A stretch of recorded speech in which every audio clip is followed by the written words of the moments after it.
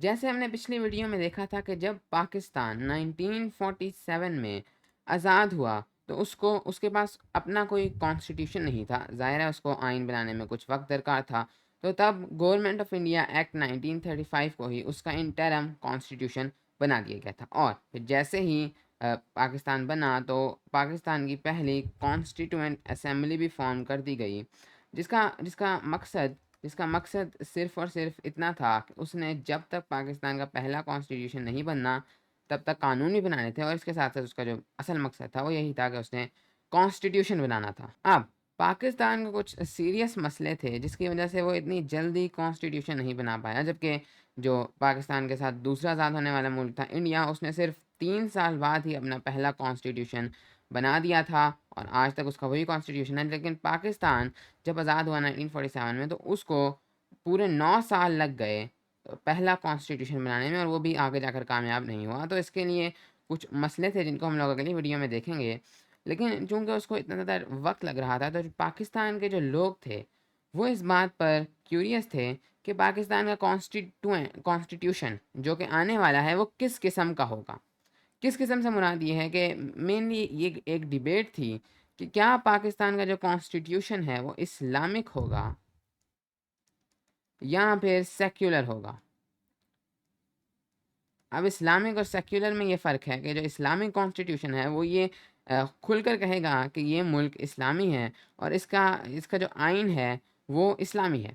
जबकि जो secular constitution है, जैसे इंडिया का कॉन्स्टिट्यूशन सेक्युलर है, तुर्की का कॉन्स्टिट्यूशन सेक्युलर है, अमेरिका का कॉन्स्टिट्यूशन सेक्युलर है, वो ये कहते हैं कि रिलीजन का गवर्नमेंट के साथ कोई लेना देना नहीं और गवर्नमेंट जो है वो सिर्फ इंसानों की है और इसके साथ साथ किसी भी रिलीजन के लोग उसको चला भी सकते हैं और उस मुल्क में रह भी सकते हैं। वो मुल्क किसी मज़हब का नहीं, किसी मज़हब की बेसिस पे नहीं बनाया गया, बल्कि वो मुल्क जो है वो बस एक सेक्युलर कंट्री है। उसकी जो गवर्नमेंट है उसके साथ रिलीजन का कोई ताल्लुक नहीं। हाँ, उसके जो रहने वाले लोग हैं वो ज़रूर मजहबी हो सकते हैं।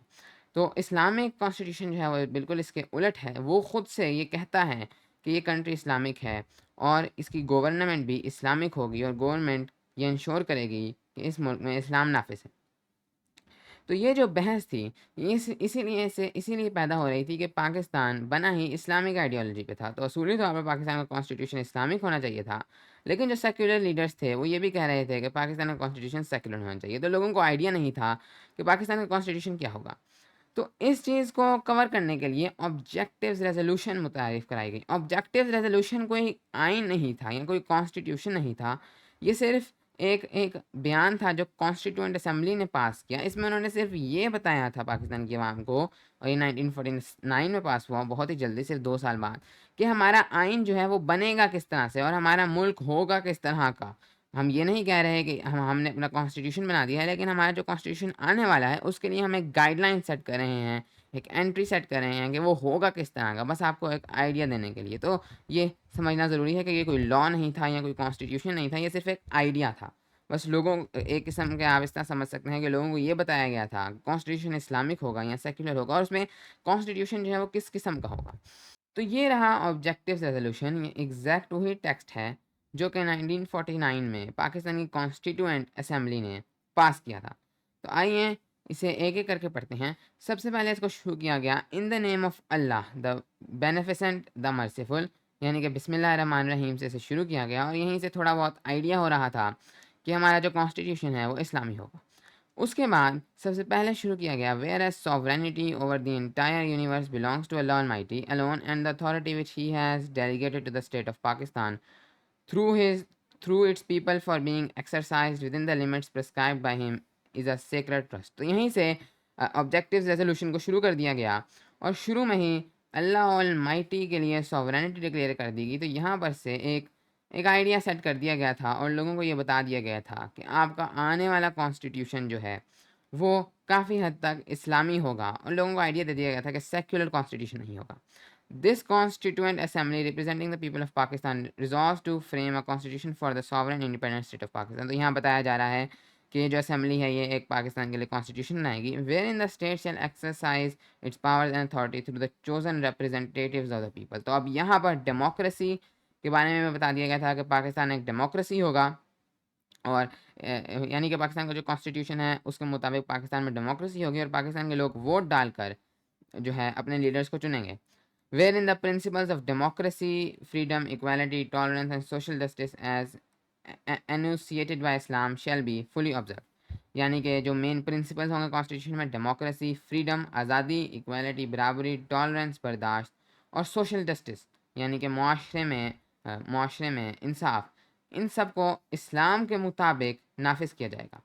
Wherein the Muslims shall be enabled to order their lives in the individual and collective spheres in accordance with the teachings and requirements of Islam as set out in the Holy Quran and Sunnah। यानी कि government ये कोशिश करेगी कि जो Muslims हैं उनको सारा इख्तियार किया जाए कि वो अपनी ज़िंदगियाँ इस्लाम के मुताबिक गुजारें।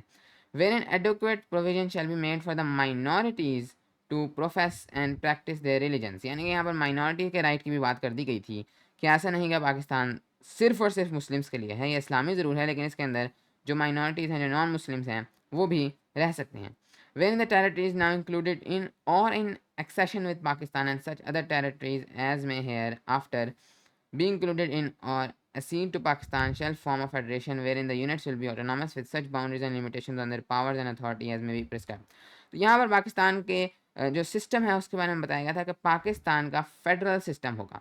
फेडरल सिस्टम में ये होता है कि जो सेंट्रल गवर्नमेंट है यानी कि जो पाकिस्तान की फेडरल कैपिटल है उसके पास लिमिटेड पावर्स होती हैं और हर सूबे को ऑटोनॉमी होती है। हर सूबा अपने कानून खुद बना सकता है। सिर्फ कुछ ही जो है मैटर्स हैं जैसे डिफेंस और फॉरेन अफेयर्स जो कि कैपिटल के पास होंगे। बाकी मेजर पावर्स इकोनॉमी और उसके अलावा बजट वगैरह ये सब कुछ हर प्रोविंस अपना खुद डिसाइड करेगा। ये फेडरेशन होता है। इसका उलट होता है यूनिटरी, जैसे कि यूके है जहाँ पर सारी ताकत जो है वो एक ही गवर्नमेंट के पास होती है, एक ही कैपिटल के पास होती है और उसकी कोई टेरिटरीज़ के पास ऑटोनॉमी नहीं होती।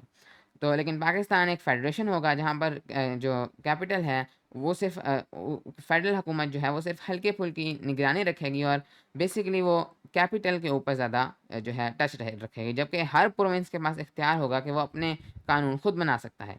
और यहाँ पर कहा जा रहा है कि वो टेरिटरीज जो पाकिस्तान में हैं या पाकिस्तान में बाद में आएंगी असीड टू पाकिस्तान, तो वो सब ऑटोनॉमस यूनिट्स होंगे यानी कि उनके ऑटोनॉमस यूनिट्स बना दिए जाएंगे और उनकी बाउंड्रीज क्या होंगी या उनके पास कौन सी ताकतें नहीं होंगी फिर भी ये सब कुछ कॉन्स्टिट्यूशन में बता दिया जाएगा। इसके बाद आगे चलें तो wherein shall be guaranteed fundamental rights including equality of status of opportunity and before law, social economic and political justice and freedom of thought expression, belief, faith, worship and association subject to law and public morality. तो यहाँ पर यह भी बता दिया गया कि पाकिस्तान में तमाम फंडामेंटल राइट्स जो हैं वो अलाउ होंगे, यानी कि अपना रिलीजन, अपनी सोच, आज़ादी इजहार राय और सब कुछ जो है वो गारंटी किया जाएगा। Wherein adequate provisions shall be made to safeguard the legitimate interests of minorities and backward and depressed classes। और अगेन माइनॉरिटीज़ का फिर से जिक्र किया गया है कि जो माइनॉरिटीज़ हैं उनके जो कानूनी इख्तियारात हैं वो उनको दिए जाएंगे, ऐसा नहीं कि सिर्फ मुस्लिम्स की ही सुनी जाएगी। Wherein the independence of the judiciary shall be fully secured। ये इस चीज़ को यकीनी बनाया जाएगा कि जो अदालत है वो बिल्कुल आज़ाद है, उसके ऊपर किसी किस्म का कोई प्रेशर नहीं और वो खुद से फैसले कर सकती है, किसी के खिलाफ भी फैसले दे सकती है। Wherein the integrity of the territories of the federation, its independence and all its rights including its sovereign rights on land, sea and air shall be safeguarded। यहाँ पर इसका मतलब ये है कि पाकिस्तान की जो टेरिटरी है यानी कि पाकिस्तान का जो इलाका है उसकी मुकम्मल तौर पर हिफाजत की जाएगी और पाकिस्तान को अपने इलाके पर हक है और अगर कोई भी बैरूनी ताकत जो है पाकिस्तान पर हमला करेगी तो उसका जवाब दिया जाएगा। So that the people of Pakistan may prosper and attain their rightful and honored place amongst the nations of the world and make their full contribution towards international peace and progress and happiness of humanity। यहाँ पर पाकिस्तानियों को कहा जा रहा है कि पाकिस्तानी इन तमाम चीज़ें पाकिस्तानियों को दी जाएंगी ताकि पाकिस्तानी जो हैं वो एक अच्छा नाम कायम कर सकें दुनिया में। तो ये थी ऑब्जेक्टिव्स रेजोल्यूशन, करारदाद मकासद, जिसने वो मकासद तय किए, जिसने वो ऑब्जेक्टिव्स तय किए कि हमारा कॉन्स्टिट्यूशन किस तरह का होगा और हम करने क्या वाले हैं। इसी के बुनियाद पर हमारे आने वाले कॉन्स्टिट्यूशन बनाए गए और हमारे जो आने वाले कॉन्स्टिट्यूशन से हमारे 3 कॉन्स्टिट्यूशन आज तक बने हैं, जिनमें से पहला था 1956 का, फिर था 1962 का और फिर था 1973 का। इन सब में इन सब को बनाया गया ऑब्जेक्टिव्स रेजोल्यूशन को मद्देनज़र रखते हैं, और इन सब का जो प्रियम्बल होता है किसी भी कॉन्स्टिट्यूशन का, एक जो इफ्तिताहिया होता है, एक जो शुरू वाली बात होती है, एक इंट्रोडक्शन होती है, उन वो सारा का preamble exact to exact objectives resolution copy था। यानी अगर आप 1956 का कॉन्स्टिट्यूशन पढ़ेंगे, सबसे शुरू में ऑब्जेक्टिव्स रेजोल्यूशन लिखी हुई है, फिर 1962 में ऑब्जेक्टिव्स रेजोल्यूशन लिखी हुई है, फिर 1973 में ऑब्जेक्टिव्स रेजोल्यूशन लिखी हुई है। लेकिन ये समझना ज़रूरी है कि ऑब्जेक्टिव्स रेजोल्यूशन कोई लॉ नहीं थी। ये जो अगर कॉन्स्टिट्यूशन में प्रियम्बल थी, लेकिन कॉन्स्टिट्यूशंस का हिस्सा नहीं थी। मसलन मान लेते हैं कि कॉन्स्टिट्यूशन ऑब्जेक्टिव्स रेजोल्यूशन में एक बात लिखी हुई है, लेकिन वो कॉन्स्टिट्यूशन में नहीं लिखी हुई। कॉन्स्टिट्यूशन का प्रियम्बल ज़रूर है ऑब्जेक्टिव्स रेजोल्यूशन, लेकिन प्रियम्बल पार्ट नहीं होता कॉन्स्टिट्यूशन का, बस एक इंट्रोडक्शन होती है। तो कोई भी जज ये नहीं कह सकता कि ये ऑब्जेक्टिव्स रेजोल्यूशन में बात है, तो इस वजह से मैं इसको नाफिज कर रहा हूँ, वो चलेगा कॉन्स्टिट्यूशन के मुताबिक। ऑब्जेक्टिव रेजोल्यूशन कोई लॉ नहीं, बस एक गाइडलाइंस थी, और ऑल्दो इनको प्रियम्बल के तौर पे शामिल किया गया, लेकिन ये कोई लॉ नहीं थी, कोई पार्ट नहीं थी, अनटिल 1985। 1985 के बाद ये चेंज हो गया। 1985 से पहले ऑब्जेक्टिव रेजोल्यूशन कोई लॉ नहीं था, कोई पार्ट ऑफ कॉन्स्टिट्यूशन नहीं था, सिर्फ प्रियम्बल था। लेकिन 1985 में, उस वक्त 1973 का कॉन्स्टिट्यूशन लागू था, 1985 में जाकर जनरल ज़ियाउल हक ने इसको चेंज कर दिया, और उसके बाद जो ऑब्जेक्टिव रेजोल्यूशन थी वो 1973 के कॉन्स्टिट्यूशन का एग्जैक्ट पार्ट बन गई, उसका एक आर्टिकल बन गई। और अगर आज आप पाकिस्तान कॉन्स्टिट्यूशन उठाएंगे तो उसमें ऑब्जेक्टिव रेजोल्यूशन दो बार लिखी हुई है, पहले प्रियम्बल में लिखी हुई है और फिर आर्टिकल 2A में लिखी हुई है। और तो अब आज की तारीख में 1985 के बाद से अब ऑब्जेक्टिव रेजोल्यूशन पार्ट है पाकिस्तानी कॉन्स्टिट्यूशन का, और अब ये एक असल में लॉ है।